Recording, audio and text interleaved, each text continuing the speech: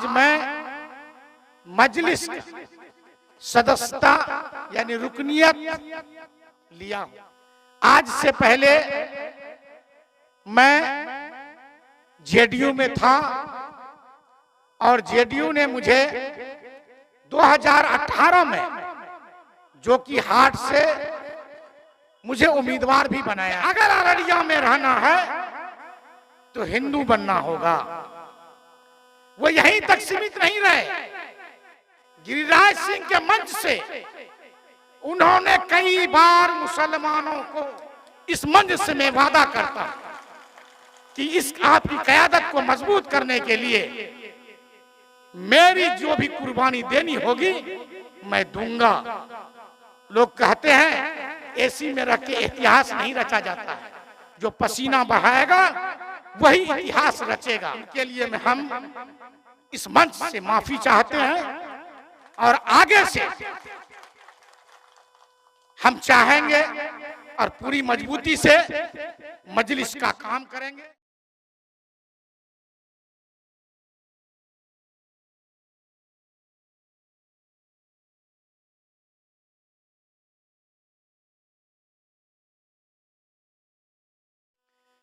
अस्सलामु अलैकुम व रहमतुल्लाहि व बरकातुहू। इस स्टेज पर बिहार के सदर मजलिस इत्तेहादुल मुस्लिमीन जनाब अख्तरुल ईमान साहब, हमारे बड़े भाई आदिल हसन साहब, हमारे अजीज अररिया के जिला अध्यक्ष राशिद अनवर साहब और मंच संचालन करता बड़े भाई इश्तियाक अहमद साहब, मुफ्ती अतहर साहब, सभी मजलिस के रुकन और सभी मजलिस के सभी प्रकोष्ठ के जितने भी लोग हैं उसका मैं खैर मकदम करता हूं।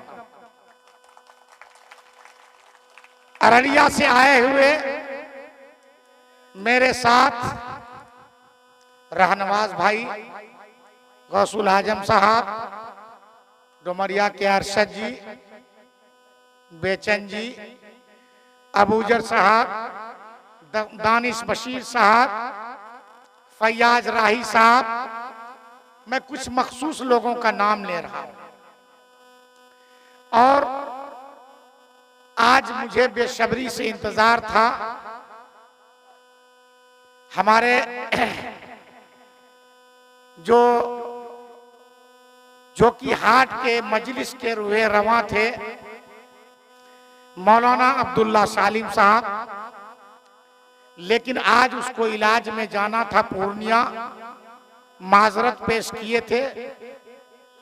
मैं उनका भी शुक्रगुजार हूं, चूंकि उन्होंने श्यामपुर के जलसा में मुझसे कहा आप तरबियत बना के जाइए और मेरा हर तरह से सपोर्ट है। जितने भी लोग यहां पर आए हैं अररिया से, मैं सभी का एहसानमंद हूं और कर्जदार भी हूं।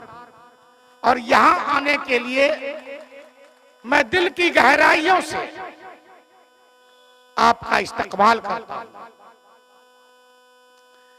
आज मैं मजलिस इत्तेहादुल मुस्लिमीन के मंच पर हूं।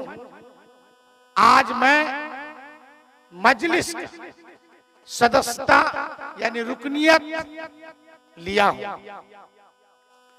आज से पहले मैं जेडीयू में था और जेडीयू ने मुझे 2018 में, जो कि हार्ट से मुझे उम्मीदवार भी बनाया था, लेकिन बहुत ज्यादा गौर फिक्र के बाद मुझे ये महसूस हुआ कि अब मुझे अपनी आजादी चाहिए। मैं जिस पार्टी में हूं मुझे वो आजादी नहीं है जो हर मुद्दे पर अपनी बात रख सकूं। हालिया घटना अररिया में हिंदू स्वाभिमान यात्रा के दौरान माननीय सांसद प्रदीप सिंह द्वारा कुछ ऐसी बातें कही गई जो मुझे झकझोर दिया गया और पूरे सीमांचल के मुसलमानों को और अवामुन्नास को ऐसा सब झकझोर दिया कि जब मैं जदयू में था कई तरह के सवालात मुझसे किए जा रहे थे कि आप जिस पार्टी में हैं आपके सहयोगी ऐसी बातें कहता है कि अगर अररिया में रहना है तो हिंदू बनना होगा। वो यहीं तक सीमित नहीं रहे, गिरिराज सिंह के मंच से उन्होंने कई बार मुसलमानों को मुसलमान शब्द का इस्तेमाल किया और यही नहीं, यहां तक कहा कि मुसलमान ज्यादा बच्चा इसलिए जन्माते हैं ताकि वो उनके मन में है कि मेरी हुकूमत हो सके। और कई बार ऐसा बोला कि इस सीमांचल के इलाके में मुसलमान घुसपैठिए हैं। उस दिन मुझे महसूस हुआ कि इतना कुछ करने के बाद भी माननीय मुख्यमंत्री बिहार उन पर कोई कार्रवाई नहीं की। मुझे याद है इस तरह की घटना जब भागलपुर में आश्वस्त कुमार चौबे द्वारा की गई थी। वर्तमान में उसके पिताजी केंद्र सरकार में मंत्री थे। उन्होंने बड़ी दरियादिली दिखाकर उन पर एफआईआर दर्ज कराया था और आश्वस्त कुमार चौबे को गिरफ्तार कराया था। कहीं ना कहीं यह महसूस होता था कि हम मुसलमानों के खिलाफ अगर कोई बोलता है तो हमारी जो सरकार है उस पर अंकुश लगा सकती है और कार्रवाई कर सकती है।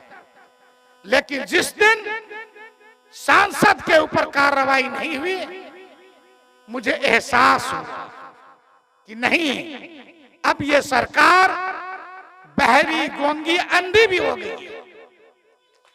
उन्हें कहीं ना कहीं ये लाचारी महसूस हो रही थी कि हम सरकार में हैं, बल्कि उसको एक खुशी का ये दिया गया, तमगा दिया गया, वायु श्रेणी की सुरक्षा दी गई, कहीं ना कहीं उसके तारीफ में कसीदे लिखे गए, उसको इज्जत बख्शी गई। उस दिन मुझे महसूस हुआ कि मैं जिस पार्टी में हूं अपनी बात अपने अवामुन्नास, अपने कौम मिल्लत, अपने बिरादरान के हक की बात नहीं कर सकता हूं।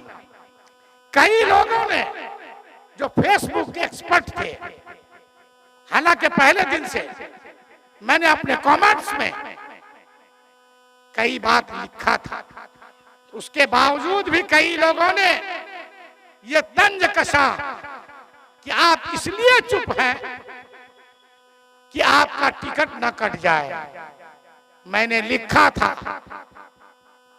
कि मुझे अपनी टिकट का परवाह नहीं है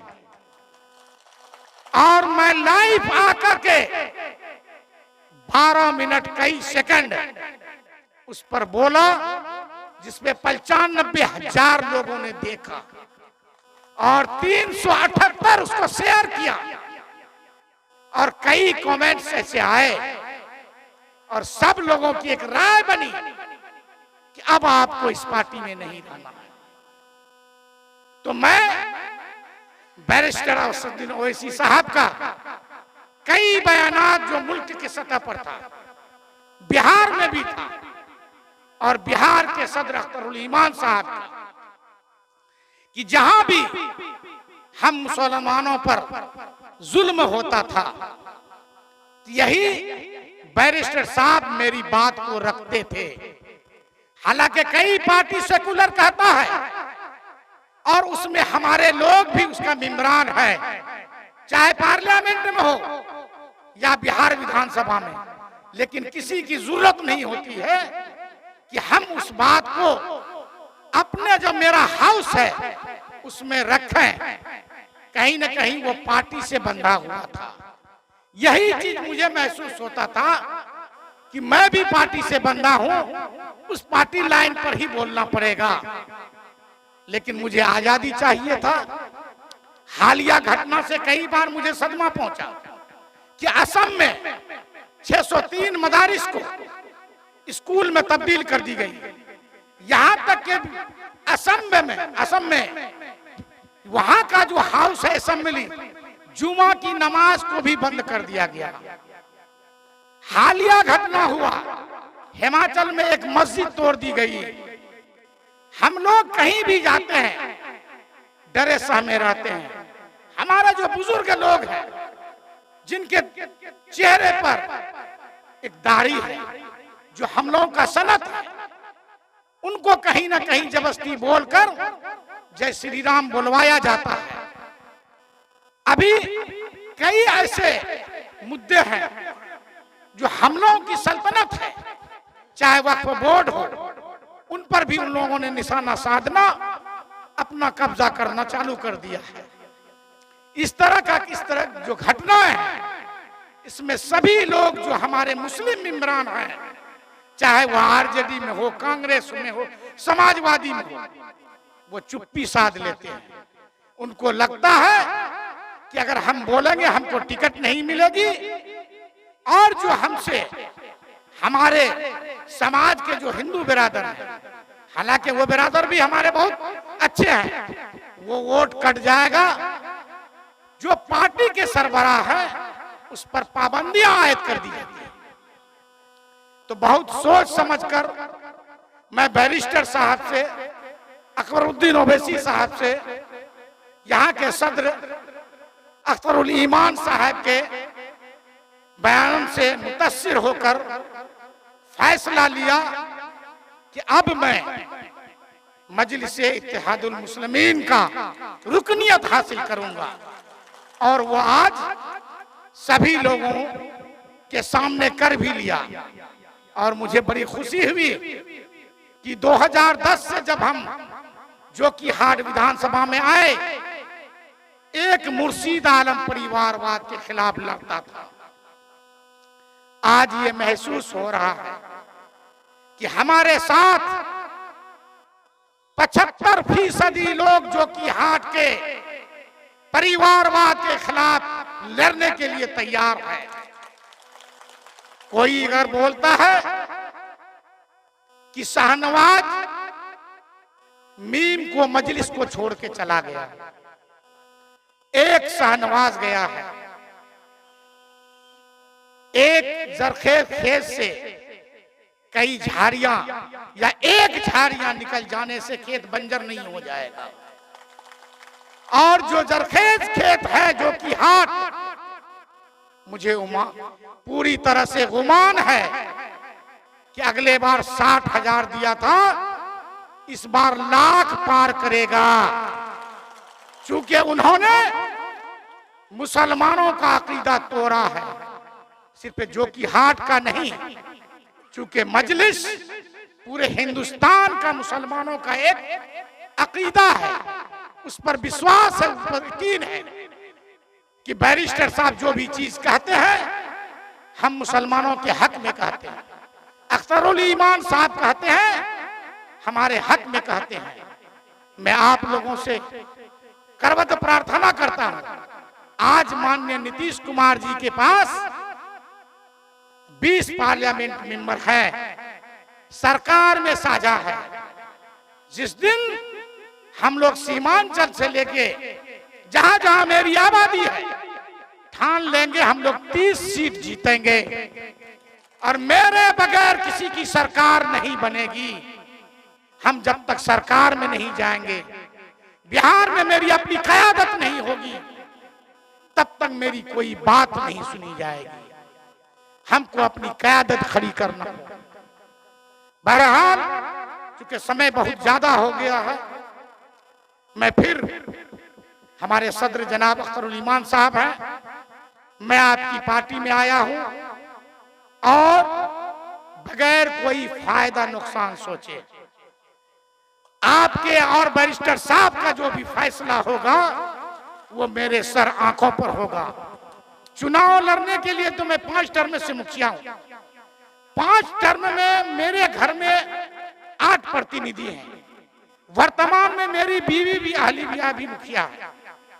एक मुखिया भले वो कहने के लिए मुखिया है, लेकिन हम पंचायत के अध्यक्ष, एक पार्लियामेंट मेंबर सदस्य होगा, एक एमएलए सदस्य होगा, लेकिन मुखिया है, हम अध्यक्ष।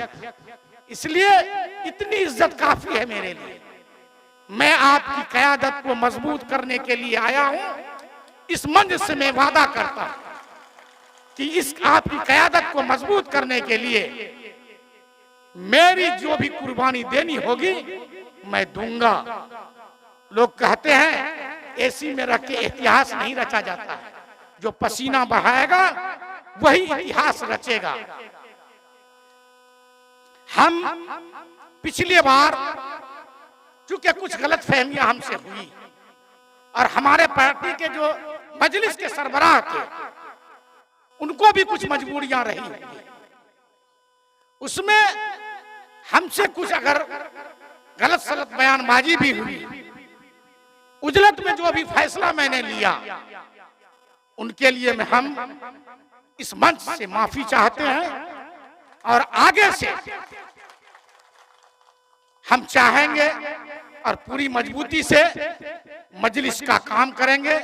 मुर्शीद आलम जिंदाबाद, इंशाअल्लाह मुर्शीद आलम जिंदाबाद, अख्तरुल ईमान जिंदाबाद, अख्तरुल ईमान जिंदाबाद।